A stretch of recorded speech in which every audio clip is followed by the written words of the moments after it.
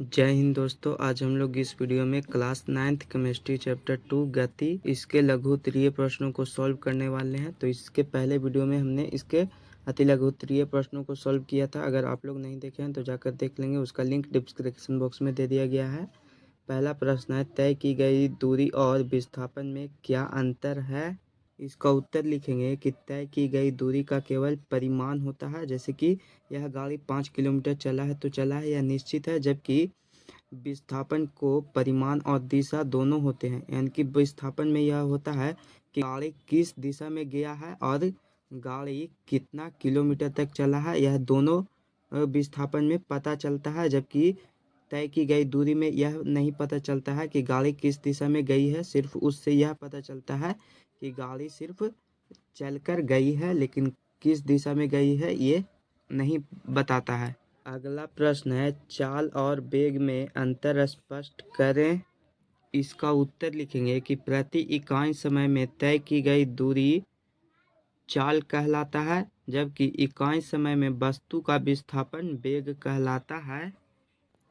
अगला प्रश्न है, धावक की चाल 25 किलोमीटर प्रति घंटा है और साइकिल सवार की चाल 5 मिनट प्रति सेकंड है और साइकिल सवार की चाल 5 मीटर प्रति सेकंड है। इन चालों को घटते हुए क्रम में लिखिए। तो यहाँ पे तो इस क्वेश्चन को सॉल्व करेंगे। तो यहाँ पे देखिए दिया गया है कि धावक की चाल 25 किलोमीटर प्रति घंटा है, जबकि जो साइकिल सवार है उसका चाल 5 मीटर प्रति सेकंड है, यानी कि इसका मीटर में दिया गया है और इसका किलोमीटर में दिया गया है। तो इसको चेंज करने के लिए कि धावक की चाल मीटर में चेंज करेंगे, मीटर प्रति सेकंड में, तो इसको 25 गुना 5/18 यानी कि 5/18 से गुना किया जाता है किलोमीटर को मीटर में चेंज करने के लिए। तो यहाँ पे हो जाएगा, देखिए यहाँ पे कैलकुलेशन करेंगे तो ऊपर ऊपर गुना होगा तो 125, नीचे में बटा 18 हो जाएगा और इससे इसको डिवाइड करेंगे तो हो जाएगा 6.9 मीटर प्रति सेकंड। तो जो साइकिल सवार की चाल है वह 5 मीटर प्रति सेकंड है, तो इसको घटते क्रम में लिखेंगे। तो यहाँ पे देखिए 6.9 था तो इसको घटते क्रम में लिखेंगे तो 6.8, 6.7, 6.6, 6.5, 6.4, 6.3, 6.2, 6.1, 6.0, 5.9, 5.8, 5.7, 5.6, 5.4, 5.3, 5.2, 5.1 तक लिखना है। चूँकि 5 मीटर प्रति सेकंड तक है तो इसके बीच में जितने भी आएंगे उन सभी को हमें लिखना था। तो यही आप लोग इसका सॉल्यूशन लिख लेंगे। 4 नंबर प्रश्न है, एक समान त्वरण क्या है। इसका उत्तर लिखेंगे कि जब किसी वस्तु के वेग में बराबर समय अंतराल में, चाहे समय अंतराल कितना ही छोटा क्यों ना हो, बराबर परिवर्तन होता है तो उसी को एक समान त्वरण कहा जाता है। जैसे कि कोई गाड़ी या फिर कोई वस्तु 1 सेकंड में 5 मीटर दूरी तय करती है तो वह 2 सेकंड में 10 मीटर दूरी तय करेगी। 3 सेकंड में 15 मीटर, 4 सेकंड में 20 मीटर दूरी तय करेगी। वह एक निश्चित समय में उसको पूरा करती रहती है, इसी को ही एक समान त्वरण कहा जाता है। अगला प्रश्न है, किसी वस्तु की प्रारंभिक चाल 24 सेंटीमीटर प्रति सेकंड है और त्वरण -4 सेंटीमीटर स्क्वायर है। रुकने से पहले वस्तु द्वारा तय की गई दूरी ज्ञात करें। तो चूंकि देखिए यहाँ पे इस प्रश्न में दिया गया है VO1 का मान है 24 सेंटीमीटर प्रति सेकंड और V2 का मान यहाँ पे नहीं दिया गया है तो 0 मान लेंगे, और A का मान जो कि त्वरण है -4 सेंटीमीटर प्रति सेकंड स्क्वायर। तो हम लोग ए फॉर्मूला लगाएंगे, A equal to V2 minus VO1 बटा T। तो यहाँ पे A का मान -4 लिखेंगे और V2 का मान 0 माइनस VO1 का मान 24 है और बटा में T कर देंगे। तो अब इसको तिरछी मल्टीप्लाई करेंगे तो इधर हो जाएगा -40 इक्वल टू 0 माइनस 24। तो यहाँ पे T को अलग करेंगे तो हो जाएगा T बराबर 0 माइनस 24 बटा 4। तो माइनस से माइनस कट जाएगा तो और फिर 4 से 24 कट जाएगा तो T यानी कि टाइम जो होगा वह 6 सेकंड हो जाएगा। यानी कि हम लोग यहाँ पे टाइम निकालें तो यहाँ पे इसका समय आया 6 सेकंड। अब उसके बाद हम लोग यह निकालेंगे कि वस्तु कितना दूरी तय किया है। तो इसके लिए फॉर्मूला लगाएंगे S equal to U2 plus formula लगाएंगे S equal to U T plus 1/2 AT²। तो यू का मान 24 दिया गया था, गुना टी का मान 6 आया और प्लस 1/2 और ए का मान -4 में था और टी का मान 6 था। तो यहाँ पे 6 को स्क्वायर कर देंगे। तो यहाँ पे देखिए इसका कैलकुलेशन करेंगे तो यहाँ पे पहले 2 को इससे कट करेंगे तो यहाँ पे -2 हो जाएगा, चूँकि यह माइनस था। तो यहाँ पे 24 गुना 6 करेंगे तो 144 प्लस में और फिर यहाँ पे करेंगे तो 2 और इंटू 36 आ जाएगा। तो यहाँ पे देखिए 144 माइनस 72 इक्वल टू 72, यानी कि इसने जो कुल दूरी तय किया है वह 72 मीटर पर सेकंड है, यानी कि इसने जो कुल दूरी तय की है वह 72 मीटर किया है। अगला प्रश्न है, क्या एक समान वृत्तीय गति त्वरित गति है? तो यहाँ पे इसका उत्तर लिखेंगे हाँ, क्योंकि वेग का परिमाण हमेशा बदलती रहती है, इसीलिए एक समान वृत्तीय गति त्वरित गति है। 7 नंबर प्रश्न है, आप किसी वस्तु के विषय में कब कहेंगे कि पहला वह एक समान त्वरण से गति में है, और दूसरा प्रश्न है कि वह असमान त्वरण से गति में है। तो पहला प्रश्न का उत्तर लिखेंगे कि जब एक वस्तु सीधी रेखा में चलती है और उसका वेग समान समय अंतराल में समान रूप से बढ़ता है या घटता है तो उस वस्तु के त्वरण को एक समान त्वरण कहा जाता है। और दूसरा प्रश्न का उत्तर लिखेंगे कि जब वस्तु का वेग असमान रूप से बदलता है तब वह असमान त्वरण से गतिशील कहा जाता है। 8 नंबर प्रश्न है, निम्नलिखित में कौन सी अवस्थाएं संभव है? प्रत्येक के लिए एक उदाहरण दे। पहला प्रश्न है, कोई वस्तु जिसका त्वरण नियत हो परंतु वेग शून्य हो। और इसका दूसरा प्रश्न है कि कोई वस्तु किसी निश्चित दिशा में गति कर रही हो तथा त्वरण उसके लंबवत हो। इसका उत्तर लिखेंगे कि दोनों अवस्थाएं संभव है। पहला का उत्तर लिखेंगे कि ऊर्ध्वाधरता ऊपर की ओर फेंकी जाती है तब वह वस्तु जब उच्चतम बिंदु पर पहुंचती है तब क्षण भर के लिए उसका वेग शून्य होता है परंतु त्वरण नियत रहता है। और दूसरा प्रश्न का उत्तर लिखेंगे कि प्रक्षेप्य में जब वस्तु उच्चतम बिंदु पर पहुंचती है तब उसका वेग क्षैतिज दिशा में आगे की ओर होता है जबकि उसका त्वरण उसके लंबवत नीचे की ओर होता है।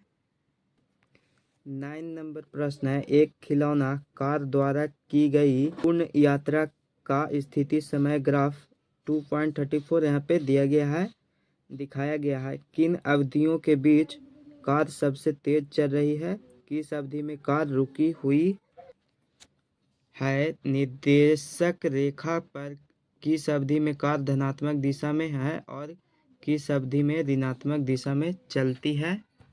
हमें इस चित्र को देखकर बताना है। तो पहला प्रश्न का उत्तर लिखेंगे कि 0 से, यहाँ पे देखिए 0 से 3 घंटे के बीच में गाड़ी थी वह बहुत ही ज़्यादा स्पीड यानी कि बहुत ही ज़्यादा तेज़ चल रही थी। फिर दूसरा प्रश्न का उत्तर लिखेंगे कि 0 यानी कि प्रारंभ और 12 अंतिम समय यहाँ तक के बीच में यह कार रुकी हुई है। और तीसरा प्रश्न का उत्तर लिखेंगे कि 0 से 3 घंटे के बीच में गाड़ी धनात्मक दिशा में चल रही है यानी कि इस तरह से आगे की ओर बढ़ रही है। फिर उसके बाद लास्ट 4 नंबर प्रश्न का उत्तर लिखेंगे कि 8 से 12 यहाँ से यहाँ तक के बीच में गाड़ी जो कि ऋणात्मक दिशा में चल रही है यानी कि इसका जो स्पीड है वह माइनस में जा रहा है यानी कि धीरे धीरे कमता जा रहा है। तो आप लोग लिख लेंगे।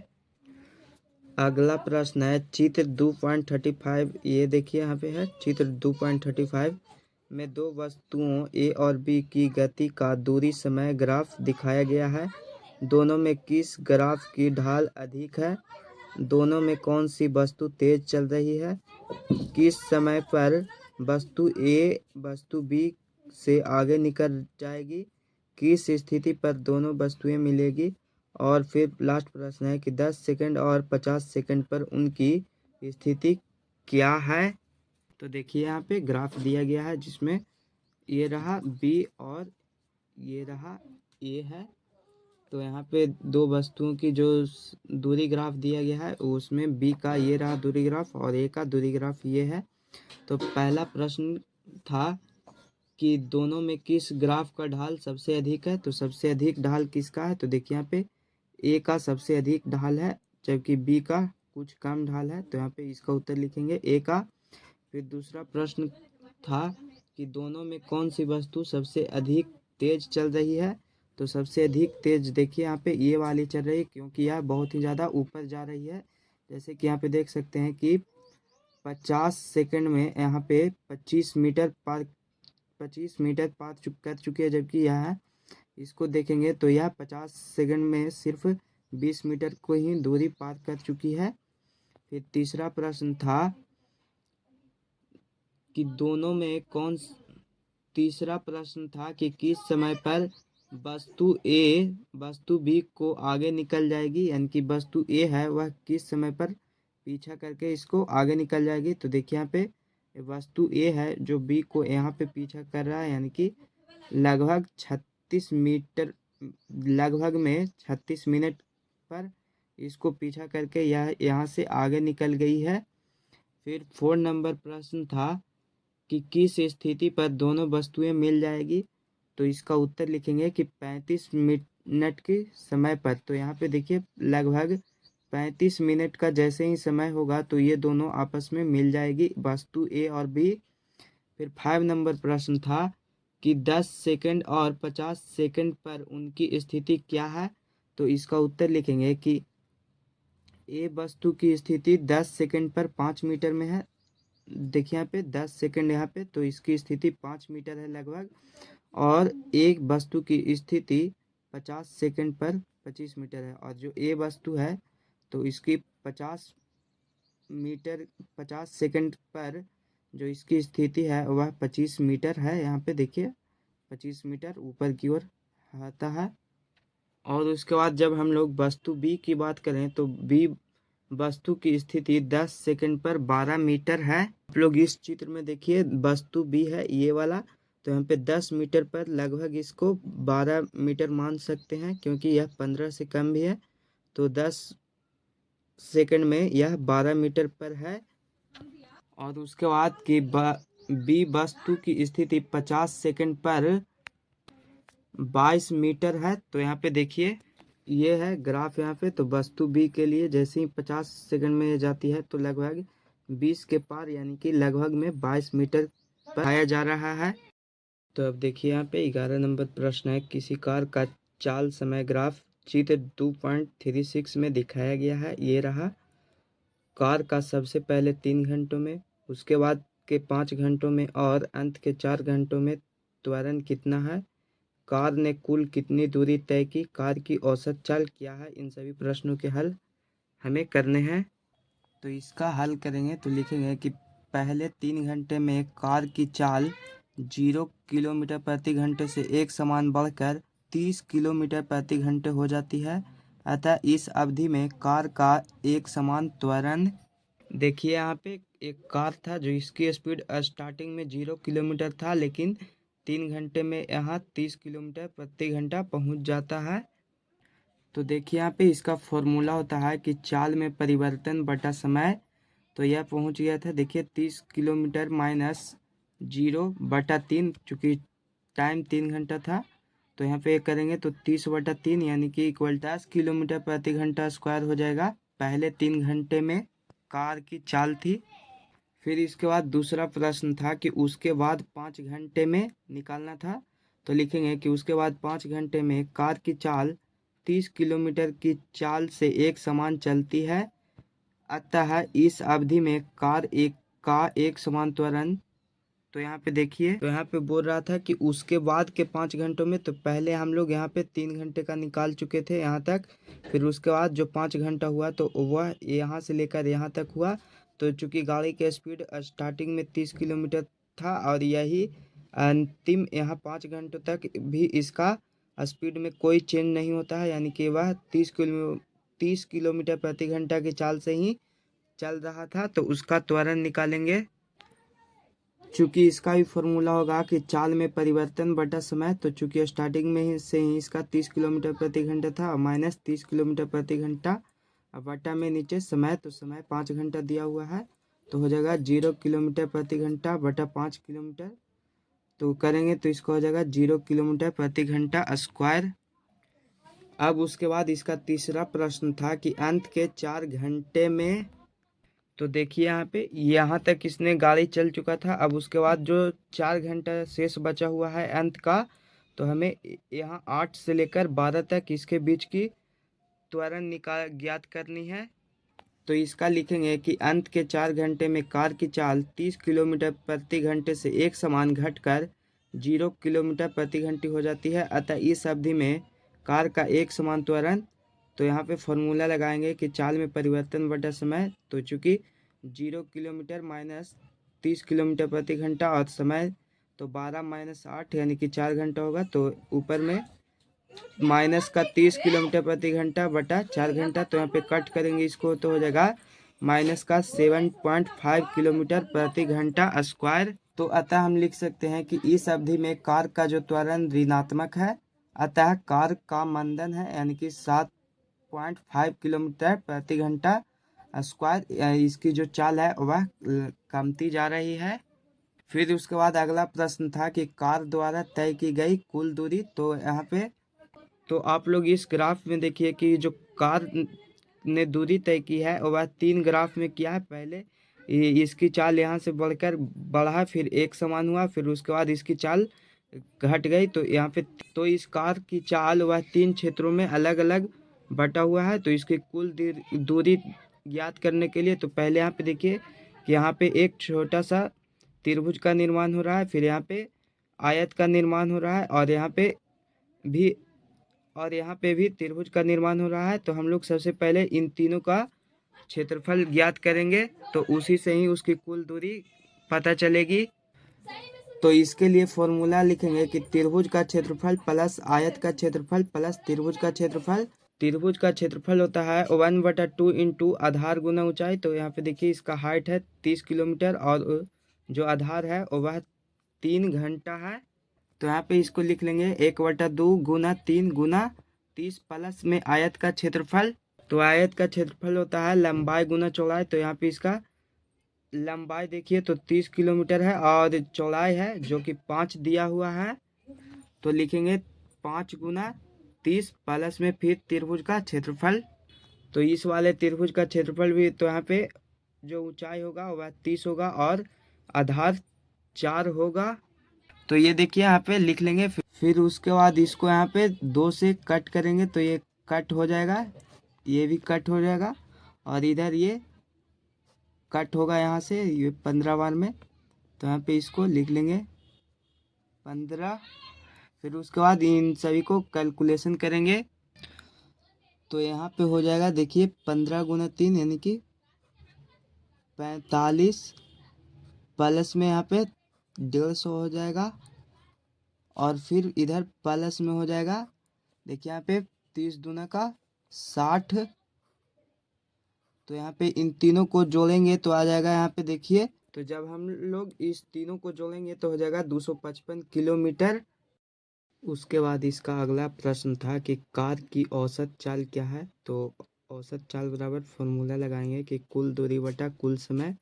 तो इसने यहाँ पे कुल दूरी तय किया था 255 किलोमीटर, और यहाँ पे घंटा दिया गया था कुल।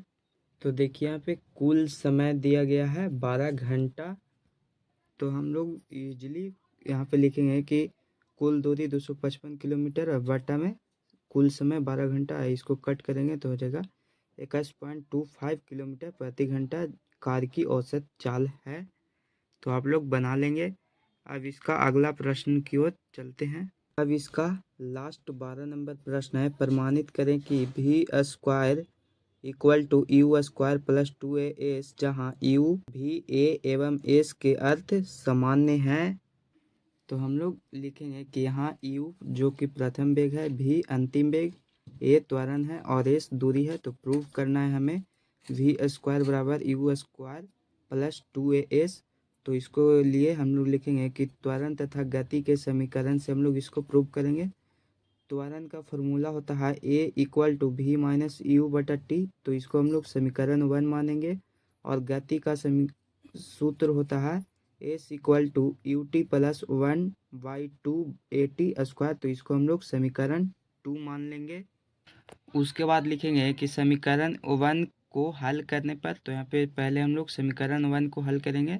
समीकरण 1 था A equal to we minus you बटा टी, तो यहाँ पे इसको करेंगे, चूँकि यह भागा में है तो इसको तिरछा तिरछी मल्टीप्लाई करेंगे तो हो जाएगा a t equal to we minus u, या फिर हम लोग इसको यह ऐसे लिख सकते हैं कि t equal to we minus you बटा ए।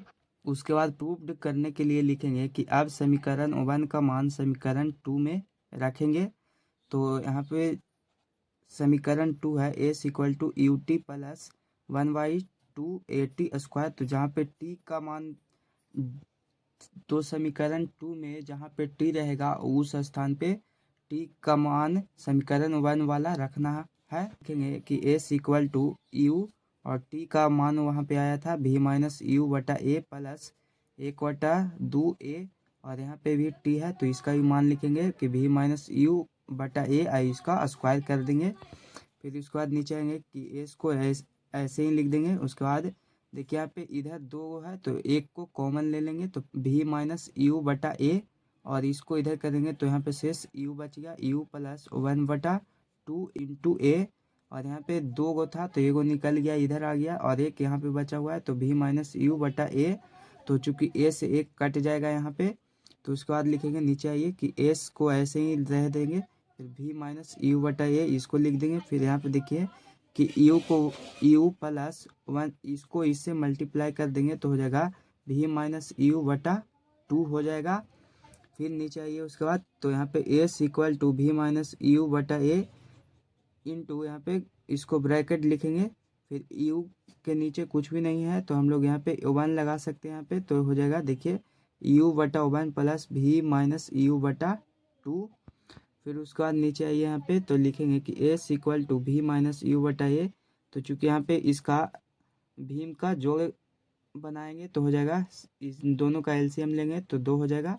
फिर यहाँ पे हो जाएगा 2u plus we minus you. उसके बाद नीचे लिखेंगे कि s equal to we minus you बटा ए, तो चूँकि यहाँ पे 2u है तो इसमें से एक u घट जाएगा तो हो जाएगा u प्लस वी बटा 2 हो जाएगा।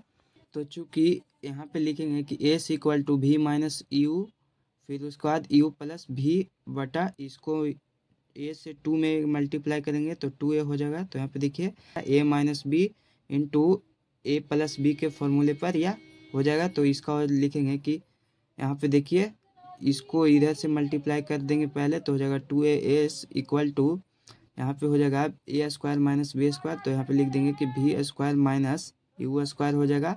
देखिए यहाँ पे हम लोग इधर करेंगे कि 2as को लिख देंगे और यह माइनस में है तो इधर लाएंगे तो प्लस में हो जाएगा u² इक्वल टू, और यह इधर चला जाएगा v² हो जाएगा। फिर हम लोगों को यहाँ पे प्रूव करने के लिए था तो अतः हम लोग इसको लिख सकते हैं कि इसको v² इधर है तो हम लोग इधर लाएंगे तो v² equal to u² plus 2as हो जाएगा। यहाँ पे देखिए प्रूव्ड हो गया है। तो यहाँ पे इसके सारे प्रश्न सॉल्व हो चुके हैं, और अभी तक आप लोग इसके अति लघुत्तरीय और दीर्घोत्तरीय प्रश्नों के हल नहीं देखे हैं तो जाकर देख लेंगे, उसका भी लिंक डिस्क्रिप्शन बॉक्स में दे दिया गया है। आप सभी का अपना यूट्यूब चैनल। तो फिर मिलेंगे हम लोग एक नए वीडियो के साथ, तब तक के लिए जय हिंद जय भारत।